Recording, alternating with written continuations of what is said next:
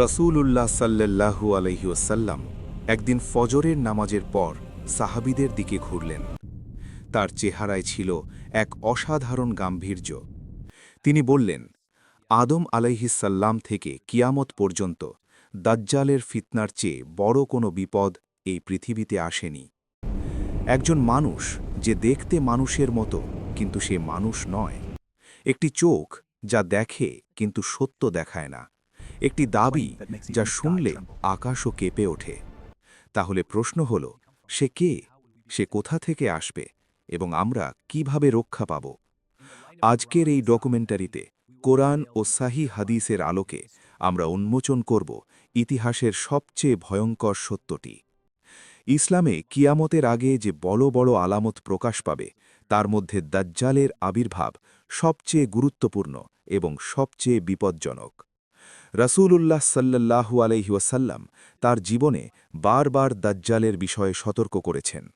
এত বেশিবার যে সাহাবীরা মনে করতেন দাজ্জাল হয়তো তাদের সময়ই আসবে। সহিহ বুখারী ও সহিহ মুসলিমে দাজ্জালের বর্ণনা এসেছে বিস্তারিতভাবে। নবী সাল্লাল্লাহু আলাইহি ওয়াসাল্লাম তার শারীরিক বৈশিষ্ট্য, তার ফিতনার ধরন, তার দাবি এবং তার পরিণতি সব কিছু স্পষ্টভাবে বর্ণনা করে গেছেন। দাজ্জাল শব্দটি এসেছে আরবি দাজাল থেকে, যার অর্থ মিথ্যা দিয়ে ঢেকে দেওয়া, প্রতারণা করা। সে আসবে সত্যের মুখোশ পরে, সে দাবি করবে নিজেকে ঈশ্বর বলে, এবং সে এমন শক্তি দেখাবে যা দেখে দুনিয়ার বেশিরভাগ মানুষ বিভ্রান্ত হয়ে পড়বে। এটি শুধু একটি ভবিষ্যদ্বাণী নয়, এটি একটি সতর্ক বার্তা প্রতিটি মুমিনের জন্য। রাসূলুল্লাহ সাল্লাল্লাহু আলাইহি ওয়াসাল্লাম দাজ্জালের শারীরিক বর্ণনা দিয়েছেন অত্যন্ত স্পষ্টভাবে। সহিহ বুখারীতে বর্ণিত হয়েছে, দাজ্জাল হবে একজন তরুণ পুরুষ, তার চুল হবে কোঁকড়ানো, তার শরীর হবে বিশাল, এবং তার একটি চোখ হবে অন্ধ, যেন একটি ফোলা আঙুর, আর তার কপালে লেখা থাকবে কাফার, অর্থাৎ কাফের।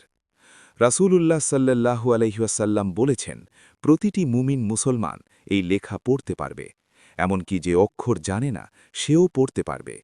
এটি হবে আল্লাহর পক্ষ থেকে একটি চিহ্ন, যাতে কেউ ধোঁকায় না পড়ে। কিন্তু প্রশ্ন হল, তাহলে এত মানুষ কেন তার ফাঁদে পড়বে? কারণ দাজ্জাল শুধু কথায় বিভ্রান্ত করবে না, সে দেখাবে অলৌকিক ঘটনা। সে মৃত মানুষকে জীবিত করার মতো দেখাবে।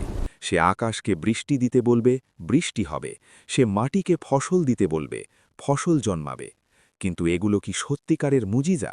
না, এগুলো হলো আল্লাহর অনুমতিতে পরীক্ষার উপকরণ, মানুষের ঈমানের পরীক্ষা। মদিনায় একজন ইহুদি বালক ছিল, তার নাম ইবনে সাইয়াদ। সে অদ্ভুত কথা বলত, সে এমন কিছু জানত যা সে জানার কথা নয়। নবী সাল্লাল্লাহু আলাইহি ওয়াসাল্লাম একদিন তাকে পরীক্ষা করার জন্য গেলেন। নবী সাল্লাল্লাহু আলাইহি ওয়াসাল্লাম মনে মনে একটি বিষয় ভাবলেন এবং সেটি লুকিয়ে রাখলেন। তারপর জিজ্ঞেস করলেন, তুমি কি দেখতে পাচ্ছ? ইবনে সাইয়াদ বলল, আমি দেখছি একটি সিংহাসন যা পানির ওপর। রাসূলুল্লাহ বললেন, চুপ কর, তুই তোর মর্যাদার বেশি কিছু দেখতে পাবি না। সাহাবীরা একাধিকবার জিজ্ঞেস করেছিলেন, ইবনে সাইয়াদ কি দাজ্জাল?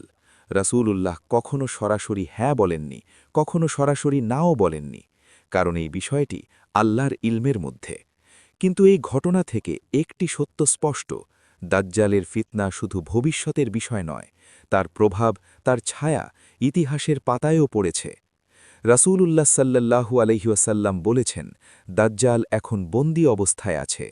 সাহি মুসলিমে তামিম আদ-দারি রাদিয়াল্লাহু আনহুর একটি বিখ্যাত বর্ণনা আছে। তামিম আদ-দারি ছিলেন একজন খ্রিস্টান, যিনি পরে ইসলাম গ্রহণ করেন। ইসলাম গ্রহণের আগে তিনি সমুদ্রে এক দ্বীপে গিয়েছিলেন। সেখানে তারা একটি বিশাল শিকলে বাঁধা সত্তার সাথে দেখা করেন। সে জিজ্ঞেস করল, আরবের নবী কি এসেছেন? তারা বলল, হ্যাঁ। সে বলল, তাহলে আমার মুক্তির সময় ঘনিয়ে আসছে। রাসূলুল্লাহ সাল্লাল্লাহু আলাইহি ওয়াসাল্লাম যখন এই ঘটনা শুনলেন, তিনি বললেন, তামিম যা বলেছে তা সত্য, এবং তিনি বললেন, দাজ্জাল পূর্ব দিকের কোনো সমুদ্রে বা ভূমিতে বন্দী। সে বন্দী আছে, কিন্তু সময় হলে সে মুক্ত হবে, আর সেই সময় হবে মানব জাতির সবচেয়ে বড় পরীক্ষার সময়।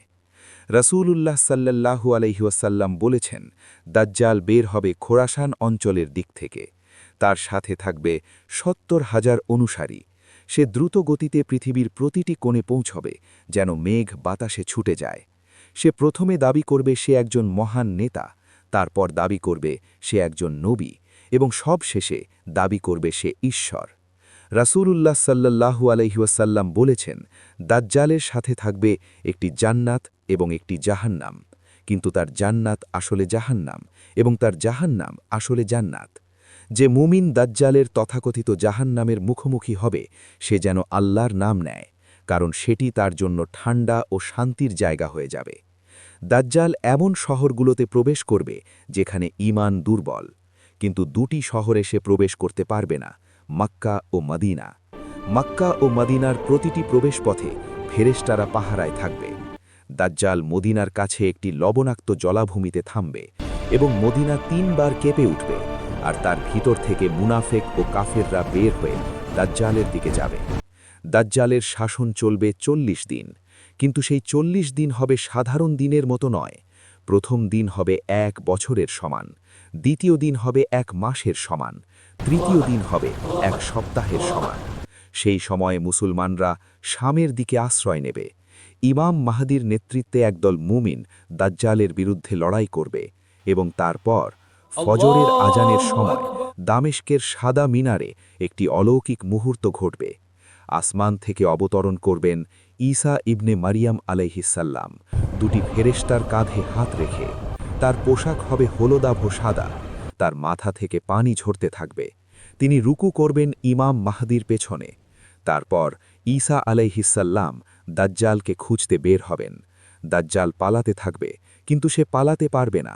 লুদ্দের দরজার কাছে ঈসা আলাইহিসসালাম তাকে ধরবেন এবং তার আঘাতে দাজ্জাল চিরতরে শেষ হয়ে যাবে।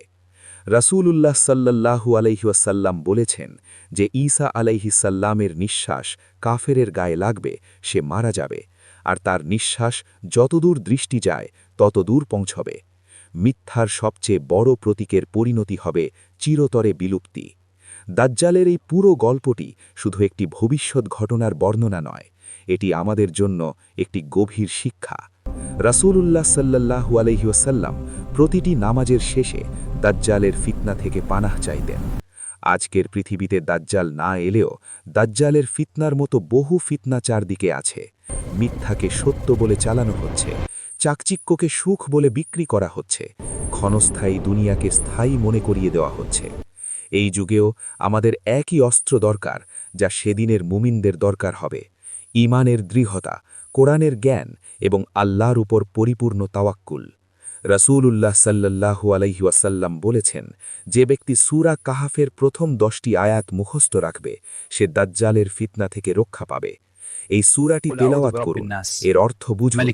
আল্লাহ আমাদের সকলকে দাজ্জালের ফিতনা থেকে রক্ষা করুন, আমাদের ঈমানকে শক্তিশালী রাখুন এবং আমাদের সেই দলের অন্তর্ভুক্ত করুন যারা সত্যকে চিনতে পারবে যখন সারা পৃথিবী মিথ্যায় ডুবে যাবে।